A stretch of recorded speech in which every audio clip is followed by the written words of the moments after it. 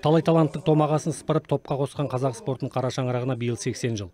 Қасиетті оқу ордасының тарихы тереңде жатыр. Сонау 1944 жылы дене тәрбиесі институты болып құрылып, 1998 жылы академия дәрежесін алған білім ордасынан 30-дан аса олимпиада чемпионы түлеп ұшқан. Әлем біріншіліктерінде, универсиада ойындары мен халықаралық жарыстарда олжа салғандары қаншама.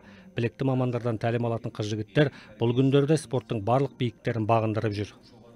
Біз Халықаралық студенттік спорт федерациясының шешімімен 2015 жылы әлемнің ең үздік оқу ордасы болдық. Бұл жайдан жай келе салған дүние емес. Мұндай дәрежеге Францияның Сорбонна секілді беделді университеттері ие болған. Біздің академия студенттер спортына ғана емес, ел спортының дамуына елеулі үлес қосты. Әлі де таланттарды тәрбиелеп тек қана спортта емес, білім саласы бойынша да биіктерді бағындырсақ дейміз.